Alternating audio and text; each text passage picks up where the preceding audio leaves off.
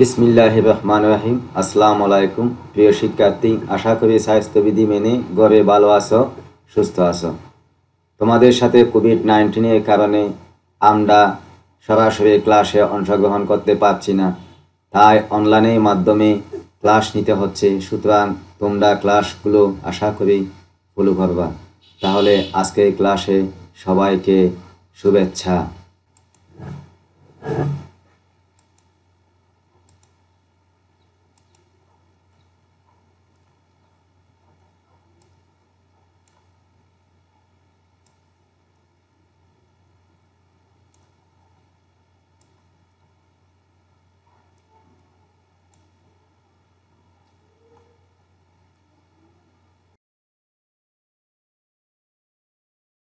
পরিচিতি: মোহাম্মদ জসিমউদ্দিন, সহকারী শিক্ষক, মহেশখালী আলিয়া হাই স্কুল, মহেশখালী, কক্সবাজার।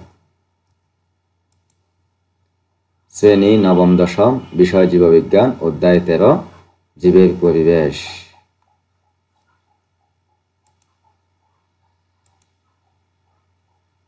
এটা হচ্ছে একটা কি ঘাসফড়িং, ব্যাঙ,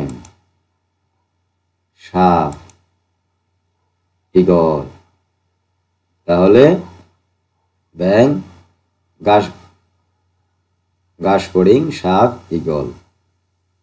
ঘাসফড়িং উদ্ভিদ খায়, ঘাসফড়িংকে ব্যাঙে খায়, ব্যাঙকে সাপে খায়, সাপকে ঈগলে খায়। এটা তাহলে একটা কি হয়েছে, একটা শৃঙ্খলে আবদ্ধ হয়েছে, সেটাই হচ্ছে তোমার মূলত খাদ্য শৃঙ্খল বা খাদ্য শিকল। আজকের পাঠ খাদ্য শৃঙ্খল ও খাদ্য জাল।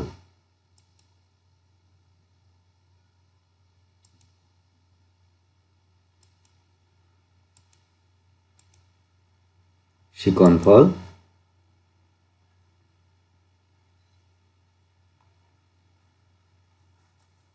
এই পাঠ শেষে শিক্ষার্থীরা অর্থাৎ তোমরা 1. খাদ্য শৃঙ্খল কি তা বলতে পারবে। 2. খাদ্য শৃঙ্খলের শ্রেণী বিভাগ করতে পারবে। 3. খাদ্য জাল ব্যাখ্যা করতে পারবে। খাদ্য শৃঙ্খল: উৎপাদক, প্রথম স্তরের খাদক, দ্বিতীয় স্তরের খাদক, তৃতীয় স্তরের খাদক, সর্বোচ্চ স্তরের খাদক। তাহলে দেখা যাক, উৎপাদক হচ্ছে সবুজ উদ্ভিদ, প্রথম স্তরের খাদক হচ্ছে ঘাসফড়িং, দ্বিতীয় স্তরের খাদক হচ্ছে ব্যাঙ, তৃতীয় স্তরের খাদক হচ্ছে সাপ, সর্বোচ্চ স্তরের খাদক হচ্ছে ঈগল পাখি। আর পৃথিবীর সকল শক্তির উৎস হচ্ছে সূর্য।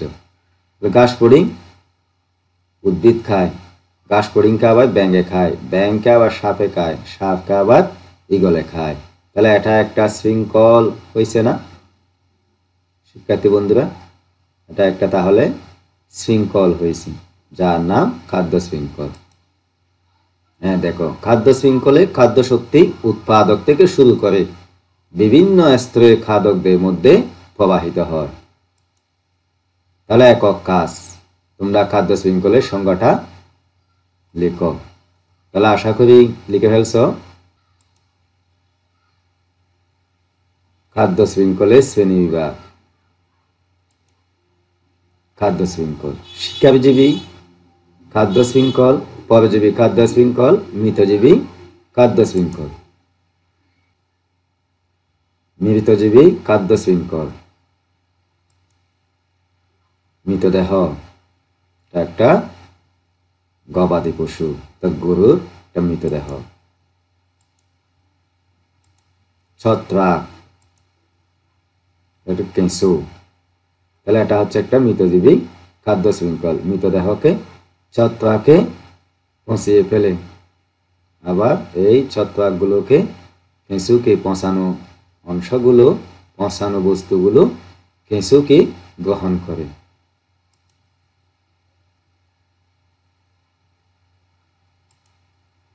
জোড়ায় কাজ: ঈগল, ছোট পাখি, ঘাসফড়িং, সাপ, উপরের চিত্রগুলোর সাহায্যে একটি খাদ্য শিকল তৈরি করো। তাহলে তোমরা জোড়ায় কাজটা এককভাবে বাড়িতে বসে করে ফেলবা আশা করি। অর্থাৎ এই ঈগল ছোট পাখি ঘাস ফড়িং সাপকে খাকে ভক্ষণ করে সেটা নিয়ে একটা খাদ্য শিকল তৈরি করে ফেলবা। খাদ্য জাল। তাহলে এর আগে চলুন আমরা একটা খাদ্য জাল এবং খাদ্য শৃঙ্খলের একটা ভিডিও দেখি।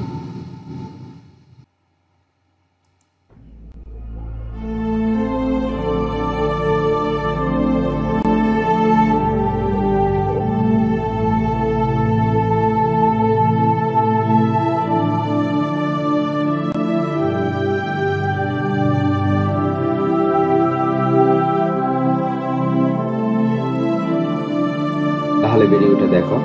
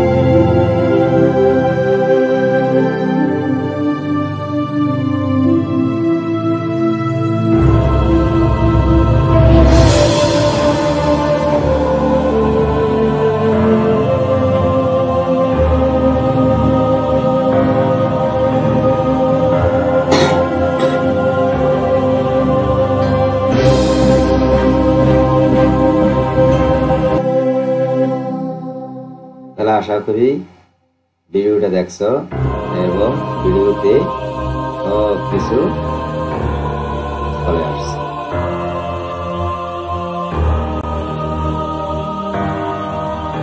তাহলে খাদ্য জাল উপরে চিত্রটি লক্ষ্য করো। এখানে কি কি আছে? শৈবাল আছে, দেখা সবুজ উদ্ভিদ, প্লাঙ্কটন আছে, বড় মাছ আছে, মাছ পাখি আছে, ছোট মাছ আছে। এই চিত্রে কয়টি খাদ্য শিকল আছে? 5টি খাদ্য শিকল আছে। 1 শৈবাল, ছোট মাছ, বাজ পাখি। দেখো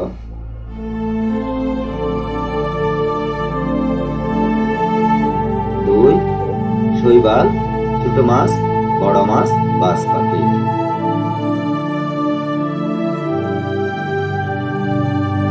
3 শৈবাল, জুওপ্লাঙ্কটন, বড় মাছ, বাজ পাখি। 4 শৈবাল, জুওপ্লাঙ্কটন, ছোট মাছ, বাজ পাখি। 5 শৈবাল, জুওপ্লাঙ্কটন, ছোট মাছ, বড় মাছ, বাজ পাখি।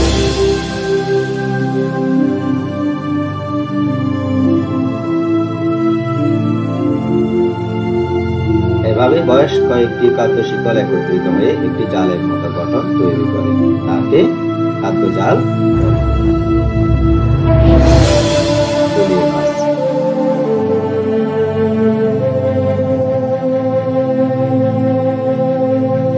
উপরে খাদ্য জালে যতটি খাদ্য শিকল আছে তাদের তালিকা তৈরি করে। এগুলো তোমরা আশা করি বাড়িতে বসে করতে বা দলিল কাজটা এককভাবেই করবা।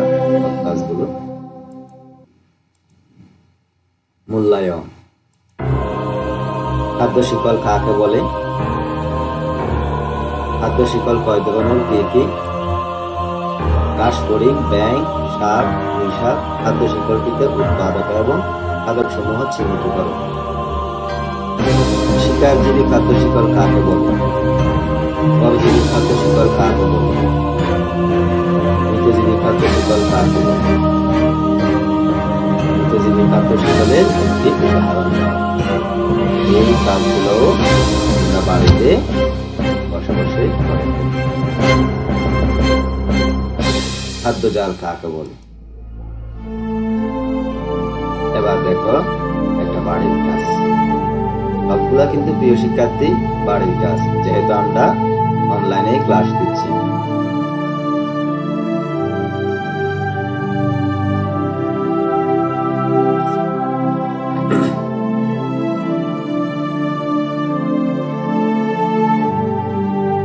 কোনো একটি খাদ্য শিকলে এক বা একাধিক উপাদান অনুপস্থিত থাকলে অথবা সংখ্যা কমে গেলে উক্ত পরিবেশে বাস্তুতন্ত্রে কি ধরনের পরিবর্তন ঘটবে ব্যাখ্যা সহ লিখুন। ধন্যবাদ সকলকে।